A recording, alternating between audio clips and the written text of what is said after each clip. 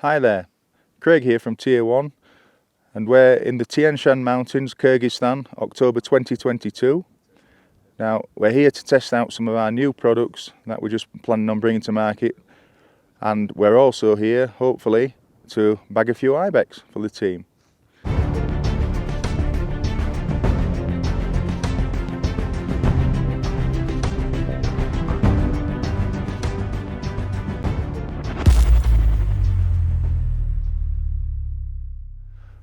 So here are a couple of the rifles that we're going to be using on the hunt. We have the new Hardy hybrid rifle in caliber 300 PRC, so quite a hard hitting round there. And then we've got the old venerable 300 Ultra Mag. This actual rifle's been here, well, this is its third time now in Kyrgyzstan. Every time it's performed exceptionally well, so this is why we keep bringing it back. One of those rifles where if it hits something, you know it's going down and it's not running, which is really very important in a mountain environment. If you have a wounded animal, even if you know it's going to run 50 meters, it can be onto a cliff ledge and boom, gone. You're never going to get the animal back. So you need something hard hitting that's going to stop pretty much immediately. So the products we're testing, on the Hardy here, we have our new tactical bipod. Got some new features in that, which basically it can be at rest, deployed at a 45-degree angle, as you can see, or deployed at a 90-degree angle now. Now also, the way that the legs work now, so from your shooting position, you can actually pull them out, or you can do it completely silently if you like, fully deploy them, or if you're in a rush, what you can do, you can pull them straight down like that. Again, makes a little bit of noise, but if you're shooting at 500-600 meters, the animal's not going to hear it anyway. So that's that. Obviously still QD Picatinny, we can show you how that works. And then on the Ultra Mag here, we have the Evolution bipod, again, updated now for 2022. This also has the 45-degree leg positions, as you can see. Also, quite a large extension there, and then you can have it at 90 degrees. So you've pretty much got all bases covered there with those. And again, the reason we're really bringing them out here, so we can test them in the snow and the ice, in the real extreme conditions, real world conditions as well. Because if you're out here, you can't have an equipment failure. If you're in the mountains, that means a difference between actually getting yourself an animal and missing the animal. And at the heart of every hunter's ethos, it's got to be ethical. You've got to have ethical shots. You've got to know that the animal you're aiming for is going to go straight down and die a humane death. It's not right otherwise. So all our products, we really design them to function at the peak of the performance envelope. And then we have on both rifles here, we have the Spitfire muzzle brake.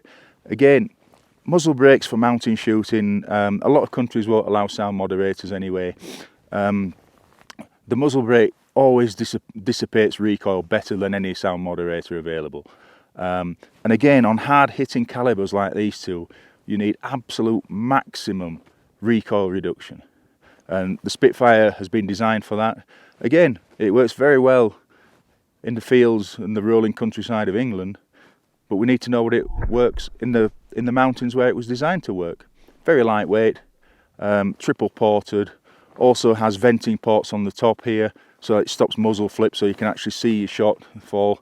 Very, very important, whatever discipline of shooting that you're doing. So the mounts that we're using on these, again, very, very important that there's no point having the best telescopic sight in the world if you put them in rubbish mounts.